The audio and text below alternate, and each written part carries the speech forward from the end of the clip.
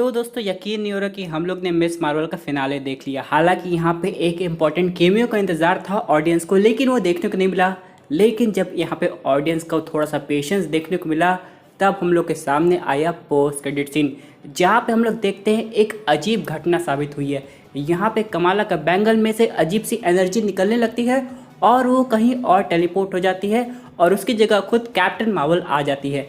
यानी दोस्तों यहाँ पे ये सीधा इंडिकेशन है, ये जो टीवी सीरीज़ है वो डायरेक्टली कनेक्ट हुई है द मार्वल मूवी से। अब यहाँ पे इससे इम्पॉर्टेंट बात ये भी है कि आखिरकार कमाला का बैंगल क्या किया है उसके साथ और यहाँ पे वो कहाँ टेलीपोर्ट हो गई है। तो दोस्तों यहाँ पे एक चीज़ देखना पड़ेगा कि यहाँ पे जो कमाला का बैंगल है वो एक तरीके का बाहरी चीज़ है या फिर क्या आर्टिफैक्ट है, जिसके अंदर से हो सकता है क्वांटम एनर्जी निकलती होगी।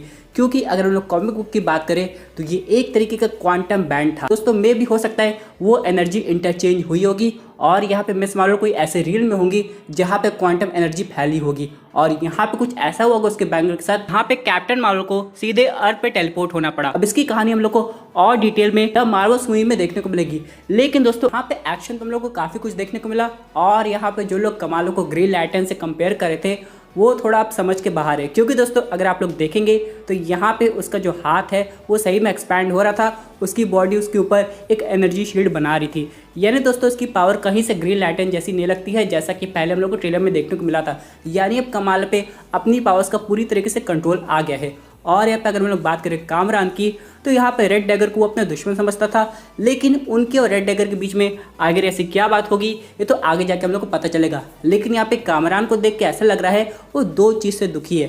पहली बात तो ये कि उसकी मम्मी चली गई, दूसरी बात ये उसे अपनी पावर्स बिल्कुल भी पसंद नहीं आ रही है। यानी उसके अकॉर्डिंग वो नॉर्मली ठीक था, लेकिन फिर भी यहाँ पे मिस मार्वल के कहने पे उसे अपनी पावर को संभालना पड़ेगा और उसी के साथ जीना पड़ेगा। बात करें अगर हम लोग सुपर विलन की, तो यहाँ पे ऑडियंस किसी एपिक विलन की एंट्री का इंतजार करी थी, लेकिन जब 5वें एपिसोड तक ये सब नहीं दिखाई गया तो आप लोग फिनाले में ऐसा कैसे खोज सकते हैं वो विलन को। तो यहाँ पे सीधे जो विलन था वो और कोई नहीं बल्कि डैमेज कंट्रोल की एक औरत थी। अब वैसे तो दोस्तों उसे टीम से बाहर निकाल दिया गया है, लेकिन आगे जाके मुझे लगता है डैमेज कंट्रोल का और भी इम्पोर्टेंट रोल होने वाला है। क्या पता वो फिर हम लोग को स्पाइडरमैन 4 में देखने को मिल जाए। लेकिन एक तरीके से समझ में आ गया कि डैमेज कंट्रोल वाले इतने भी खराब नहीं है।